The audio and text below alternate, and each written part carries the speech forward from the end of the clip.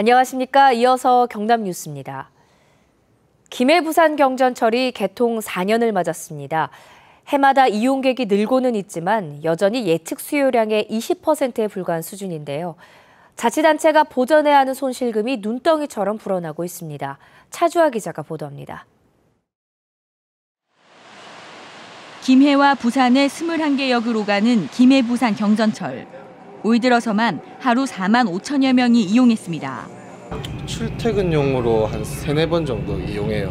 밀리지도 않고 일정한 시간에 나와서 일정한 시간에 도착을 하니까 빠르고. 경전철 하루 이용객은 개통 첫 해인 지난 2011년 3만여 명에 비해 4년 만에 50% 이상 늘었습니다. 하지만 애초 예측된 수요량에는 턱없이 모자랍니다. 한국교통연구원이 예측한 하루 이용객은 17만여 명이지만 실제 이용객은 17% 수준이었습니다.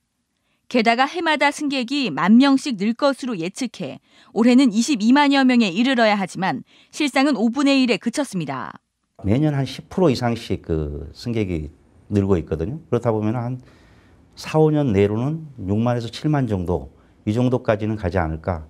승객 수가 예측에 훨씬 못 미치다 보니 자치단체가 경전철 시행사에 보전해야 할 손실금도 눈덩이처럼 불어났습니다. 김해시가 시행사에 보전한 손실금은 지난 2013년 93억 원에서 올해 369억 원으로 4배 가까이 늘었고 향후 20년 동안 1조 3천억 원을 줘야 할 형편입니다. 한계점이 있기 때문에 예측 수요는 따라잡지 못한다고 생각합니다. 사업 재구조화에 대한 어떤 긍정적인 인식을 가지고 있기 때문에. 그러나 비용 보전 방식으로 바꿔도 2-3천억 원을 절감하는 데 그쳐 여전히 김해와 부산의 세금 2조 원이 새나갈 것으로 보입니다. KBS 뉴스 차주아입니다. 창원시가 주남저수지 인근 제두루미 서식지에 또 산업단지 조성을 추진하고 있습니다. 환경단체가 반발하고 나섰는데요. 낙동강유역 환경청도 추가 산단 조성은 어렵다고 밝혔는데 창원시는 사업을 강행하고 있습니다. 오종호 기자가 보도합니다. 창원 일반 산업단지 바로 옆 농경지입니다. 창원시는 이곳에 31만여 제곱미터의 산업단지를 추가로 추진하고 있습니다. 주남저수지와 1.5km밖에 떨어지지 않은 천연기념물 제두루미 서식지입니다. 산업단지 쪽으로 옮겼거든. 옮겨가지고 먹이 활동을 했는데 거기에 이제 산단이 들었으면 될 것 같으면 얘네들은 어디 갈 자리가 없어지는 거죠. 지난 겨울 이 들판에서 제두루미 167마리 서식이 확인되기도 했습니다. 특히 이곳은 창원시가 제두루미를 위해 물이 괴어 있는 문온을 조성하기로 한 곳입니다. 지난 2009년 창원 일반산단 환경영향평가서에도 창원시의 이행사항으로 이곳 농경지를 문온으로 만들어 완충지역으로 하라고 명시돼 있습니다. 낙동강 환경청하고 또 생명물연대하고 같이 협의하고 대책을 강구해야 될 것으로 그렇게 봅니다. 낙동강유역 환경청은 이미 올해 초 산단 조성이 부적절하다고 창원시에 통보했습니다. 문헌 조성을 하는 그런 지역이기 때문에 그쪽에는 추가적인 산단 개발은 부적절하다. 창원시가 환경영향평가와 낙동강유역청의 의견을 무시하며 산업단지를 강행하는 배경에 의문이 커지고 있습니다. KBS 뉴스 오종우입니다.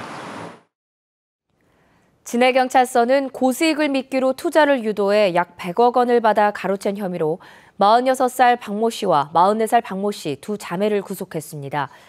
이들은 올해부터 지난 7월까지 화장품 판매 사업에 투자하면 열흘에 3% 수익금을 주겠다고 속여 중소상공인 53명으로부터 약 100억 원을 받아 가로챈 혐의를 받고 있습니다. 통영경찰서는 취업 사실을 숨기고 실업급여를 부정수급한 혐의로 조선소 근로자 42살 A모 씨 등 12명과 이를 방조한 업체 대표 44살 윤모 씨를 불구속 입건했습니다. 이들은 지난해 11월 거제시의 한 조선소 하도급 업체를 퇴사하고 고성군의 또 다른 업체에 재취업한 뒤 타인 명의 통장으로 임금을 수령해 취업 사실을 숨기는 방식으로 1인당 100에서 200만 원, 모두 1,800여만 원의 실업급여를 부정수급한 혐의를 받고 있습니다. 지리산 첫 단풍이 물드는 시기는 다음 달 7일쯤이 될 것으로 예상됩니다. 기상청은 지리산에서 다음 달 7일 첫 단풍이 들기 시작해 산의 80%가 단풍이 드는 절정기는 20일이 될 것으로 전망했습니다. 또 가야산과 가지산에서는 첫 단풍이 각각 12일과 21일로 예상됩니다. 기상대는 예측된 경남 부산 지역 첫 단풍 시기가 지난해보다 2, 3일 정도 빠르다고 설명했습니다. 아침 저녁으로 선선한 날씨에 가을이 절로 실감이 나는데요. 하동에서는 코스모스와 메밀꽃이 들판 가득 장관을 이뤘습니다. 최세진 기자가 다녀왔습니다. 쪽빛 가을 하늘 아래 연분홍 코스모스 물결이 하늘하늘 일렁입니다. 소금을 뿌려놓은 듯 새하얀 메밀밭에서 사진을 찍노라면 학창시절로 돌아간 듯 마음이 들뜹니다. 너무 탐스럽게 피어있고 정말 잘 온 것 같고요. 이 가을을 너무 멋있게 즐길 수 있는 기회라고 생각이 듭니다. 올해로 9년째를 맞은 하동 북천 코스모스 메밀꽃 축제. 마을 주민들과 하동군이 직접 씨앗을 뿌려 가꾼 메밀꽃과 코스모스 밭은 모두 40만 제곱미터에 이릅니다. 축제 기간 전에 아이들과 먼저 이렇게 꽃도 구경하고 특히 메밀꽃이 좋은 것 같아가지고 미리 구경 왔습니다. 경관보전 직불 사업으로 벼농사 대신 꽃을 심으면 일정한 보상비를 받고 관광객 방문도 늘게 됩니다. 지난해부터는 마을 주민들이 영농조합법인을 만들어 입장료를 받는 등 직접 수익도 내고 있습니다. 황토길 체험과 편백 체험, 고기 잡기 등 다양한 체험 행사도 올해부터 첫 선을 보입니다. 체험거리도 다양하게 준비하여 오시는 그 관광객의 취향에 맞게끔 온갖 준비를 다 하고 있습니다. 코스모스와 함께 성큼 다가온 가을. 북천 코스모스 메밀꽃 축제는 오는 22일 시작됩니다. KBS 뉴스 최세진입니다.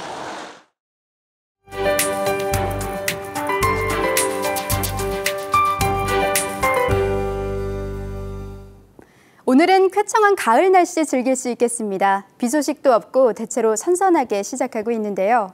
하지만 낮 동안에는 조금 덥게 느껴지겠습니다. 창원이 26도로 어제보다 3, 4도가량 높겠습니다. 그만큼 일교차는 크게 벌어지니까요. 건강관리에 신경 쓰시기 바랍니다. 위성 영상 보시면 우리 지역에는 대체로 맑은 하늘빛을 띠고 있습니다. 오늘은 대기질도 깨끗하겠고 미세먼지 농도는 좋음 수준까지 오르겠습니다. 현재 기온 살펴보면 창원이 18.5도로 대체로 20도를 밑돌고 있습니다. 한낮엔 김해가 28도, 밀양이 27도로 예상됩니다. 또 동풍이 불면서 동부 내륙과 해안 지역엔 바람이 강하게 불겠습니다. 안전사고에 주의하시기 바랍니다. 서부 지역도 일교차 큰 날씨가 이어지겠습니다. 오늘 진주가 28도, 거창이 27도로 어제보다 3, 4도가량 높겠습니다. 한편 남해동부 먼바다엔 풍랑주의보가 내려졌습니다. 물결은 최고 4m까지 매우 높게 일겠습니다. 이번 주말 맑고 일교차 큰 날씨가 이어집니다. 낮 기온도 27도 안팎으로 크게 덥진 않겠습니다. 기상정보였습니다. 2015 거창 한마당 대축제가 흥으로 하나 되는 거창, 신명나는 대한민국을 주제로 다음 달 1일부터 나흘 동안 열립니다. 거제시가 다음 달 1일부터 복합 민원 업무를 통합한 시민고충 처리 담당관을 신설해 운영합니다. 밀양시가 사회적 배려계층과 학교 생활시설 자동이체 가정을 대상으로 상소요금 감면 혜택을 확대 시행합니다. 고성군이 추석 명절을 앞두고 공직기강을 확립하기 위해 특별감찰반을 편성해 고강도 감찰을 벌입니다. 경남교육청은 내년부터 중등교감 자격연수 대상자 선발 때 인성을 중시하는 심층 면접을 해 소양 부족자는 승진해서 탈락시키기로 했습니다. 그동안 경남에서는 교감 승진을 위한 면접 서열명부에 기재되면 이변이 없는 한 대부분 승진을 했습니다. 경남교육청은 교감 승진 탈락자를 대비해 승진 대상 후보자를 10에서 20% 추가로 선발할 방침입니다. 송전탑과 송전선로 아래 땅인 선화지 주인 3명 가운데 1명은 토지 보상을 받지 못한 것으로 나타났습니다. 한국전력 국정감사 자료를 보면 2010년부터 올해 6월까지 전국 선화지 242제곱킬로미터 가운데 35.4%인 86제곱킬로미터가 보상을 받지 못했습니다. 경남에서는 보상 대상 토지 21제곱킬로미터 가운데 57%인 12제곱킬로미터만 보상이 이뤄져 보상 실적이 전국에서 4번째로 낮았습니다. 진주 지역 기업체 10곳 가운데 3곳은 올해 추석에 상여금을 지급하지 못하는 것으로 조사됐습니다. 진주 상공회의소가 종업원 20인 이상 기업 90곳을 조사한 결과 올해 추석 상여금 지급 계획은 68.9%로 전년 72.4%보다 3.5%포인트 줄었습니다. 상여금 지급 규모는 급여액 51%에서 100% 이하가 가장 많았고 추석 휴무 기간은 나흘 동안 쉬는 업체가 가장 많았습니다. KBS 뉴스를 마칩니다. 고맙습니다.